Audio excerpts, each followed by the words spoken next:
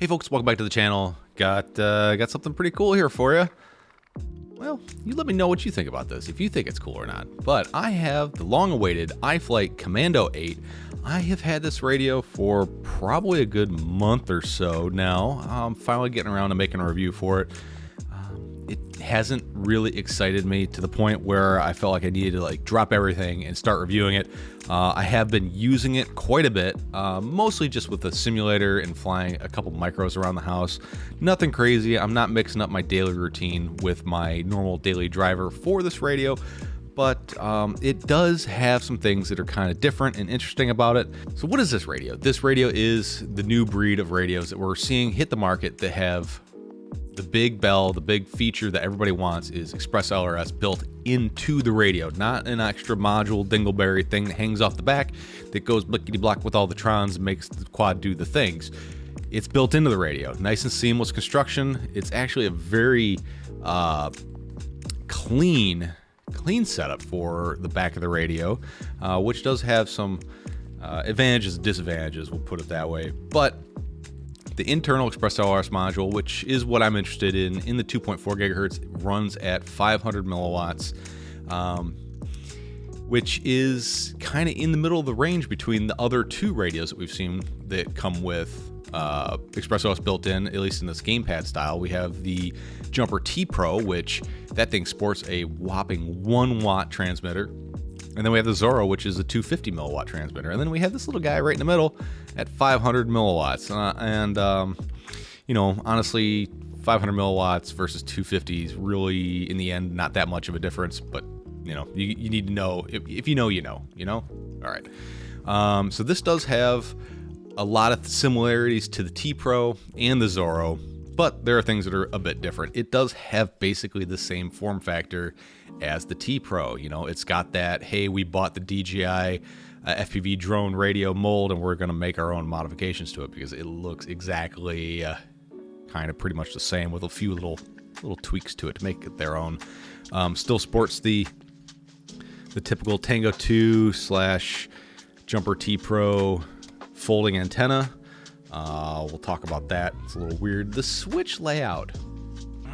Almost got it right. Look, Jumper, if you're watching, momentary switches. See? We don't want momentary switches. We want latching switches. It has a latching switch, but they decided to put nothing here, which is just confusing. Like, why would you waste the real estate and not put a switch there? I mean, here should be the two latching switches and maybe put momentaries on top, but yeah, whatever. That's, you know, every radio's got their own design for whatever reason. Hey, if you're seeing the grips on here and wondering, hey, mine didn't come with those, you're right, it didn't. If you want to get a set of these, go to tfv.com and pick up your set. Pretty cheap, and they are totally worth it. So on the radio, we're looking at 2 latching, 2 position switches, and 2 3-position switches, and that's it. We don't have any trim switches on the front of this radio, so that might be a big strike against it. The menu controls are actually kind of annoying to work with. I have said on my past review for the Zorro, too many buttons. This one, not enough. I don't know. It's weird. It's really weird. But it does come with an SD card, has HTX flash to it, and there's not a lot of distinctness. It's just a boring gray box of blah on the outside. But man, listen to this. Welcome to HTX. Throttle warning. It has one of the clearest speakers I have ever heard on on any radio that I've ever used. I'm not talking like Futaba and Spectrum because this hobby, nobody uses those unless they're getting paid to use those. But out of all the radios I have ever had my hands on, this by far has the best sounding speaker on it. I know who really cares, but it is the first thing I noticed about when I turned it on. I was like, oh, what is that? They can sound this good? Holy shit. That's awesome. Other than that, it's kind of gimmicky. All right, so this does have a 4,000 milliwatt 1S2P 18650 battery, according to the spec sheet I'm looking at here. 310 grams. It is pretty flyweight. Nothing crazy about it, but let's get over on the bench. See what else we got. All right, so the jumper, I'm gonna keep calling this the Jumper T Pro. The Commando 8 does have that double press to turn on just like a DJI radio. And we have that super clear speaker, but this thing, the throttle gimbal, look at this. Like, I don't know if you guys could see this, but there is always this little bit of backlash in there. I don't know if it's just mine or if everybody else is getting this, but we'll have to see what's up with that. These are Hall sensor gimbal, so no potentiometers here. The screen is teeny tiny, but it is more than enough for what we need in this hobby. I'll need to be looking at a color touchscreen because I fly FPV and I'm wearing goggles, right? But it is a very, very small screen, very similar to the T Pro, T-Lite, Tango 2, except for the Tango 2 is an OLED screen. This is not OLED, this is LCD. Not that it makes that much of a difference. Like I said, the antenna articulates. Actually looks pretty nice. And the menu system is a little convoluted, so you would hope that this would be a trim switch, which you probably could reassign this to be a trim switch. I'd have to look into how to do that, but this is basically navigating your telemetry screens. Hold to the right to your model screens. Back is back. Press down like the 5th direction to click, get you into your system menus, and then yeah. So I mean, it is easy to navigate once you kind of figure it out. But let's go ahead and get into that Express LRS Lua script. And as you see, we can do the normal Express LRS things, the 500 hertz, all the happy goodness, transmitter power 500, 250, 100, 50. 25, 10, all the different milliwatt ranges. It does support dynamic power, and it does have a fan in the back of it, if you can hear that. It's not really all that loud to me, like when I'm using it. I can't really hear it all that much. A couple other things we got here. So we have VTX control, which is basically part of Express LRS now. It is brand agnostic to what type of VTX you have connected to your flight controller. If you can control your VTX through your OSD, you can control it directly through her. Wi-Fi connectivity. We see we have enable Wi-Fi, enable RX Wi-Fi, but we do not see enable backpack Wi-Fi. Why is that? Because this does not have the Wi-Fi backpack option installed in it. No, it does not. The Zorro did, the T Pro did not, but this does not as well. And we can see here we have enable backpack Wi-Fi. So what the backpack does, or in this case does not do, is if you had a EP receiver in your goggle connected to your video receiver, you would be able to do like a lead follow thing. So when you would tell this to change the VTX channel on your quad, it would automatically change the channel on your goggles, either on a normal analog video receiver of just about any flavor or on HD0. But, you know, not a super necessary feature, kind of a niche feature, but it would have been nice if it was included. We do have the Bluetooth joystick, bind, obviously all that stuff is pretty standard fare. Other than that, it is basically just a normal working radio box with 2 sticks on it and a bunch of switches that we use to control our quads. There's really nothing special about it. The only thing special would be the form factor. If you like this gamepad style form factor of radio, then this is not a bad option. Now, I gotta say, the T Pro, the second I picked it up, I instantly hated that radio. I hated everything about the form factor, the way it felt. This is very similar, but I don't instantly hate it. I'm not entirely sure why. I don't have my T Pro anymore to compare it, but I think it has to do with the fact that these aren't momentary switches like it was on the T Pro. That was just a terrible decision on their part. The gimbals feel fine, other than, like I said, that little bit of backlash there. We'll crack this thing open and see what's up. And yeah, it doesn't feel bad. It definitely feels better with the grips on it. I know I'm kind of promoting myself here, but it's a huge difference, guys. It really is. And we can get a better look at that switch layout on the top. These switches, they don't feel the best, but they don't feel bad. These are got a nice satisfying tactile click to them. And also on the back, you notice that there is no module bay to put a XJT Lite or a JR Lite module on there, but there is a bay that you can purchase extra and install in there to have that capability. And we have to do that double click and hold to turn it off.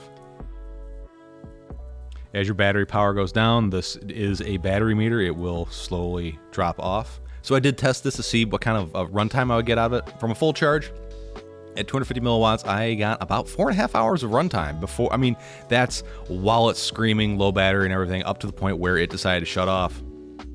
I got 4 hours on it, and at 500 milliwatts, it was about 3 hours.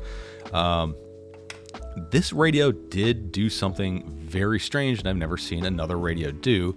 When the voltage got critically low, it let out the loudest, super clear sound I've ever heard come out of one of these radios. I'll play a clip for you right here.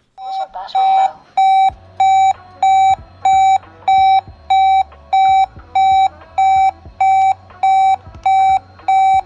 Receiver still connected.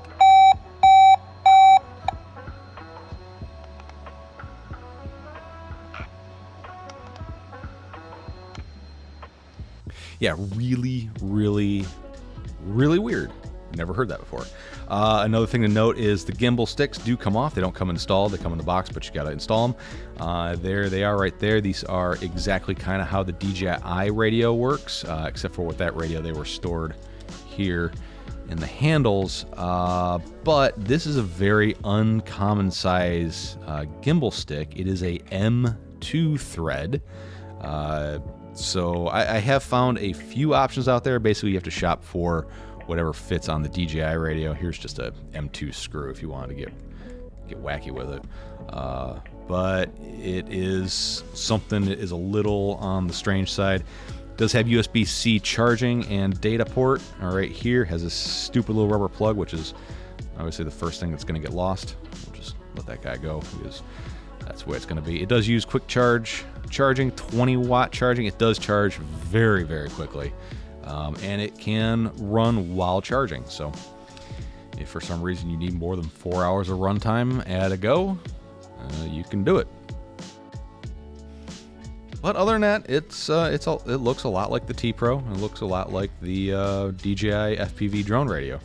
So let's flip her over and get her apart. Let's take the gimbal sticks off. I never do this because it doesn't make a difference, but this one, it does sit nice and flat. There's nothing to protrude to get hooked on things. So if you are someone who does like to pack their stuff and pack tight and light, that might actually work out pretty nice for you.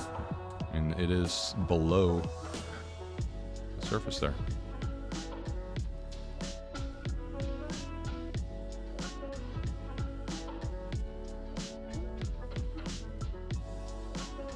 Last thing to look at is the antenna. And we have this big old T-style antenna. I did get this part once as my fingernail. Sputter's not super necessary.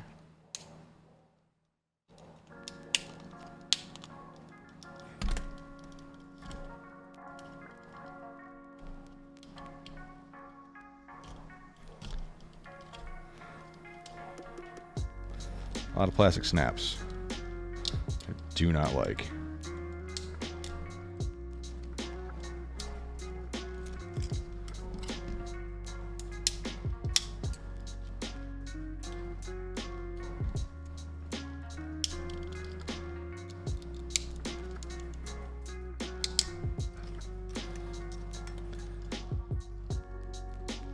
Bob Gironti, there she is. And there is our antenna. It is held in there with a little bit of this antenna fixing glue celastic crap. Get that loose. Without scratching the antenna. The antenna is a PCB based antenna, obviously, because it's a frickin' PCB.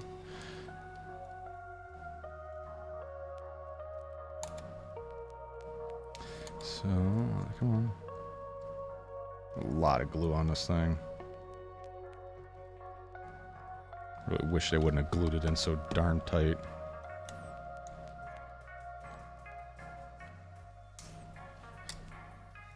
Come on. Let go.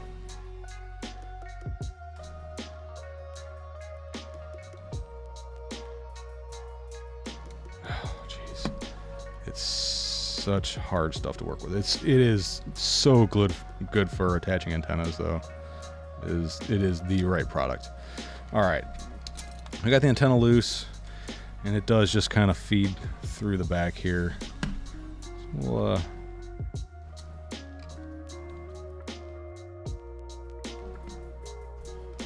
push this pin through, maybe.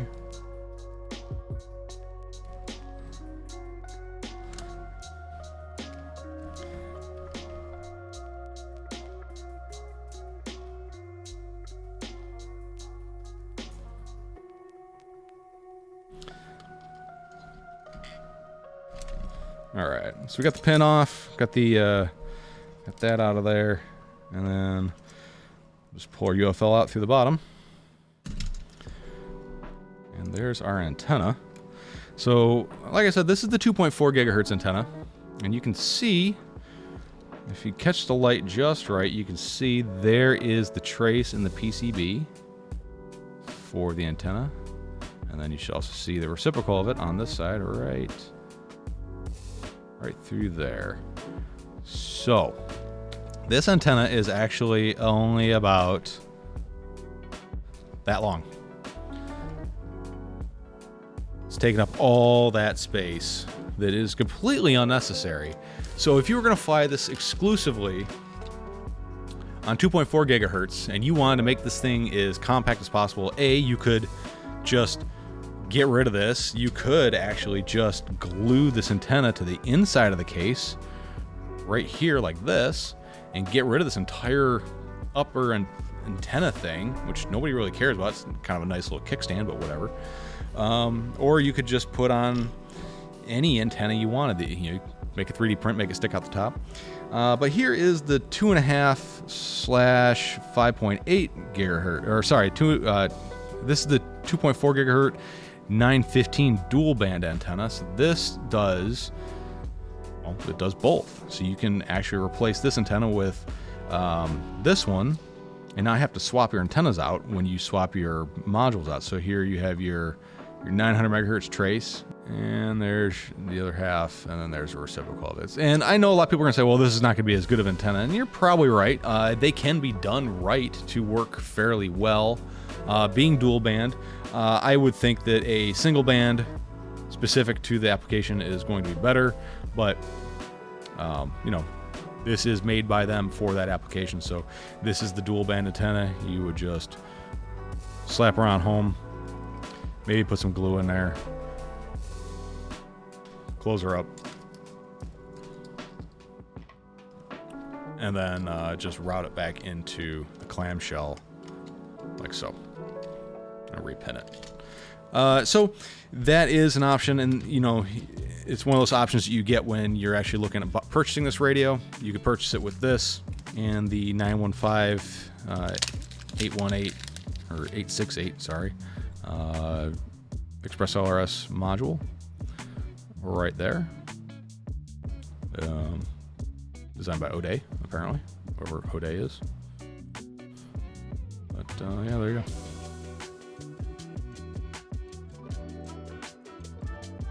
Interesting, there's no shielding on it. Well, it's probably so they could get the fan to blow on the PA better. But anyways, so that's the deal with the dual band antenna. I think personally, if I was going to fly this radio, I would probably just nip this thing off, put a plug in it, and put the antenna inside the case and just not have it sticking out. That's just me. All right, folks. Well, that was the outside, inside, in-depth overview look of the iFlight Commando 8. What do you guys think? Is this just another attempt at a cash grab for radio manufacturer? They're not even a radio manufacturer. This is their first attempt at a radio. It's not bad. I mean, it's a lot of copied pieces from other radios, but and then the blueprint for the Express LRS is all open source. What did they do? They put a badass speaker in it, I guess. I don't know. Anyways, iFlight, they're doing something different. It is very much like the T Pro, if you ask me. I do like it more than the T Pro for certain reasons. We did seem to get rid of that little bit of backlash in the gimbal. I think it was just a tensioning on the gimbal itself. As far as the construction goes, not a big fan of how this radio came apart. That it was far too difficult. It is the most difficult to disassemble radio that I have ever taken apart, minus maybe the X-Lite. That one's kind of that same snap together design approach as this, but it did come apart with a medium amount of effort. I do like the idea of being able to swap the modules. In practicality, never going to do it. 2.4 is the way I'm going to go going forward. I don't really have any desire for 900 megahertz RF at all. Would be nice if you could still add that module bay on the back there, but it would impede the fan, so I can kind of understand that. This big old antenna on the top, I wish it had a appropriate size plastic antenna for having that 2.4 gigahertz antenna inside of it. And then if you wanted to do the dual band or just a straight 900 megahertz, then give you this big honking behemoth. But I mean, literally, this thing could be just that at the top. Hell, you could even put, ooh, that's a good idea. You could put a SMA in the top here and then put one of those stubby T-shaped antennas, or even like one of the Moxon ones on it. I don't know. Lots of options. That's the best part about this hobby, is you can do pretty much whatever you want, obviously within limits of what's available. But I